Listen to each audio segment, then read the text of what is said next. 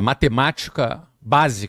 matemática básica, resolução de problemas, lógica, conclusão, isso é fundamental. Fundamental. E realmente eu vejo que as pessoas não sabem, infelizmente muitas pessoas não sabem fazer conta. E aí tomam decisões erradas para poder comprar um imóvel, se quita, se não quita, se financia, se não financia, se compra à vista ou se compra a prazo, sabe?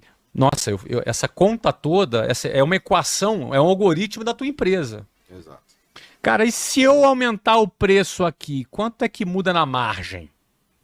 Uhum. Mas se eu vender menos e aumentar o preço, no final, valeu a pena ou não valeu? Óbvio que você pode usar uma ferramenta hoje do Excel, que é maravilhosa, você faz uma simulação financeira, não é? Mas até para você montar um Excel, você tem que saber montar a equação. Uhum. É matemática. Então, os caras, se a pessoa perdeu a matemática, eu não estou falando da matemática complexa, eu estou falando de somar, diminuir, multiplicar e dividir. E ter um pensamento lógico estruturado. É disso que eu estou falando. Eu estou falando de matemática da 5ª série do ensino fundamental. É disso que eu estou falando. Eu não estou falando de cálculo estrutural, de engenharia, derivada, integral, de cálculo diferencial, equação do 3º grau. Eu não estou falando de nada disso. Uhum. Estou falando de matemática básica. Então a pessoa realmente precisa ter um pensamento lógico estruturado. É importante. Eu vejo isso, é muito evidente para mim na tua forma no teu modelo mental. Uhum. Né? Não é, Caio? Conta. Muito. Fazer conta. Cara, faz conta toda hora, né? Pensei melhor, fiz uma conta, olha só. Putz, é verdade. Pensei melhor, não sei o que, fiz uma conta. No teu caso, Caião. Não fazer conta. Você não fazia conta? Sério, cara? Você só fazia de mais ou menos? Não, foi diferente, assim. Quando foi o dia que você falou, eu vou ficar rico? Quando eu fiz a minha primeira venda. Toda vez que ele fala a explosão na minha cabeça, a eureka. Eu fui recrutado para ser vendedor, ainda era muito jovem, lá para meus 20 anos de idade. Eu fiz minha primeira venda, vendi um produto nutricional e eu ganhei R$234. Aquilo explodiu minha cabeça. Aquilo foi o eureka para mim, foi as vendas. Aí eu começo a traduzir aonde eu percebi eu vou ser rico. Quando eu estava num caminho que oferecia muita perspectiva. É isso. Eu traduzi na minha primeira venda, eu estava num caminho que foi me oferecido. Vendas é muito isso, né? Muita perspectiva. Empreender é um caminho muito similar à área comercial. Sim. A molécula do vendedor e do empreendedor é muito parecida. Então, quando eu fiz minha primeira venda e eu ganhei R$234, foi o sentimento, eu vou ser rico. Eu não sabia traduzir isso em valores. O que isso significa, eu não sabia traduzir naquela época. Mas é aquela coisa, unstoppable. E agora... Entendi o jogo do dinheiro. Na minha cabeça era entendi o jogo do dinheiro. Obviamente, tinha muito mais coisa pra aprender. Mas eu estava num caminho que eu falei assim, entendi.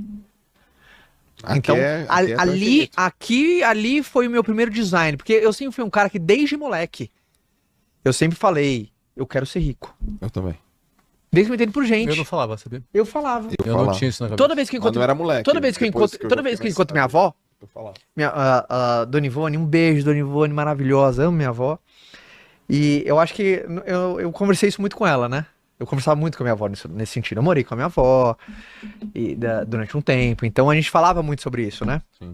E hoje minha avó fica super feliz, né? Mas eu sempre falei, vou ser rico no sentido de eu não quero que dinheiro seja um problema na minha vida. Uhum. Porque eu acompanhava a minha família assim, sabe, aquelas discussões por causa do dinheiro. Então eu não quero que isso seja um problema na minha vida. Ser rico, na minha cabeça era isso. Uhum. Mas foi vendas onde eu tive essa eureka, esse estopim. Quando eu fiz minha primeira venda. Tua eureka, vendas, tua eureka modelo de... Só perguntar para ele uma coisa. Quando fiz a primeira venda, você acreditou que ia ficar rico porque isso te trouxe mais autoconfiança? Opção 2, porque você achou que a venda... aquele modelo de venda que você executou era uma boa fórmula para você replicar e escalar, ou os dois? Eu acredito... Ou outro terceiro motivo? Eu acho que o motivo foi muito que eu senti, e até de uma frase que eu divido pra galera. Ninguém segura alguém que quer mudar de vida, essa pessoa só precisa de um instrumento, de um caminho. E eu sempre falei, mas eu falei assim, cara, eu não sei nem por onde começar, cara. Eu acho que tem muita gente que tá me ouvindo que tem esse desejo forte, sabe, de, cara, é ambicioso, quer crescer, quer fazer, mas ele não tem a menor ideia o que fazer. Então, a minha explosão veio que eu encontrei um veículo, um caminho. Então, aí a minha certeza veio.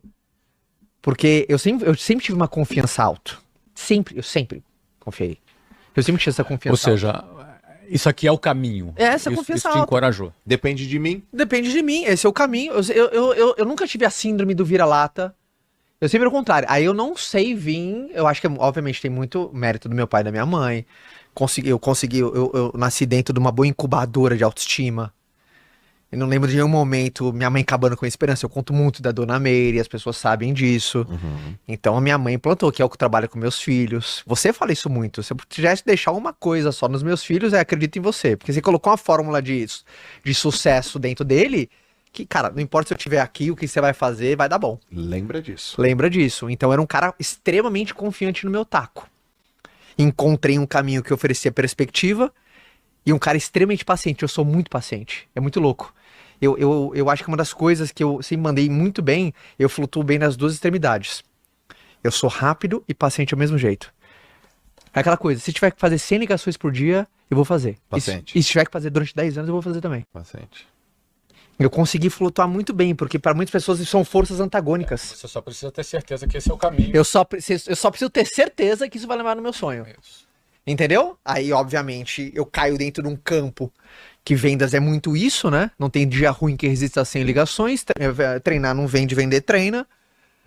Já que é pra entrar em rachar, essas frases que eu solto aí foi muito mais daquela vivência. Filosofia de vida pura. Hoje eu tava reconhecendo um gerente lá no office, um novo gerente nosso. Ele acabou de desqualificar a gerente. Sim. E, enfim, o resumo da nossa conversa lá foi que uma frase que saiu do papo com o Marcos Paulo, que intensidade distorce o tempo.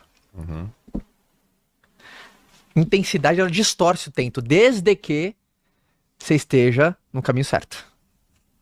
Ela pode, inclusive, ampliar o tempo, se você estiver no caminho errado. Distorce o tempo. Fazendo força pro lado errado, Então, tem que fazer força pro lado certo. por isso que eu falo, tem gente que não tem jeito, você tá no caminho ruim. Teu caminho é estéreo. Ou quando eu falo... Mas o cara às vezes é apegado no caminhozinho dele. O Exato, cara tá lá... entendeu? O caminho dele é estéreo. Ou não é que é um caminho ruim, vou reformular, porque eu posso ter sido injusto. Ou o teu caminho, ele não é congruente com a tua ambição. Boa. Entendeu? Não é que o teu caminho é ruim, tá fazendo errado. Não, cara, é digno, animal, realização de muito. Só que você tem uma ambição maior do que a força do teu caminho. Não tem jeito. Ou você é pequeno sonho, ou você muda de realidade. Você constrói uma nova realidade pra você. Não tem outra opção, é binária a parada. Então tem gente que tá num caminho estéreo, não porque é um caminho ruim. Às vezes o caminho de algumas pessoas são o sonho de outras. Exato. Então, mas foi esse estopim que passou na minha cabeça quando eu fiz minha primeira venda. Achei meu caminho.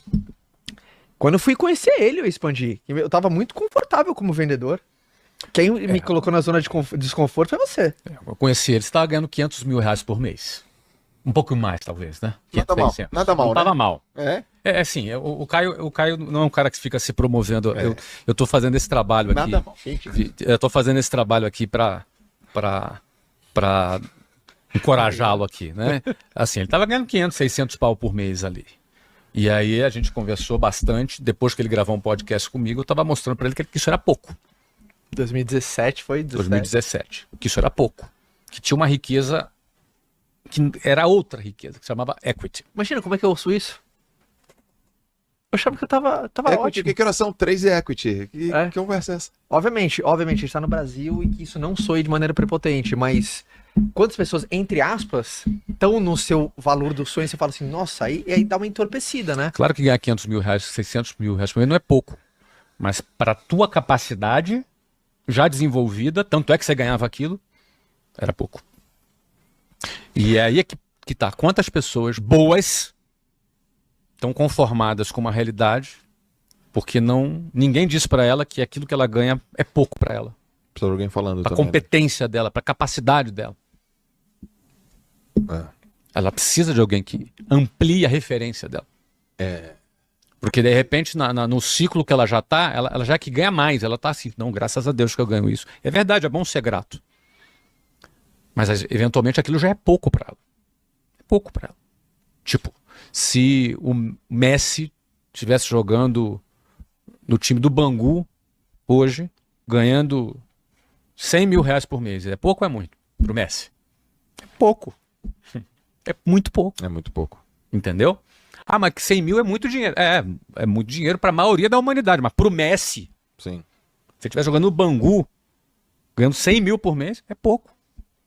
Você observou isso no Caio? Por quais premissas você usou? Capacidade técnica, capacidade de comunicação, fazer conta? Porque você estava numa posição, você enxergou uma coisa, ele não tinha visto. O óbvio só é óbvio pro olho Tipo aquela treinado. coisa, quando você decide que você vai lacear a ambição de alguém, né?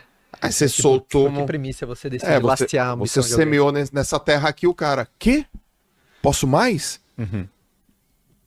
No teu dashboard mental, de modelo mental, o que você viu? Seguinte, cara, o Caio, vamos detalhar aqui. Naquele momento, o Caio trabalhava numa empresa de marketing multinível, ou uma empresa de marketing de relacionamento, Venda direta. de venda direta, não é? E ele liderava uma equipe de mais de 130 mil pessoas em vários países.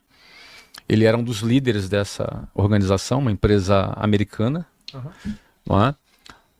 Que trabalhava com cosméticos, self-care. Sim. Não é?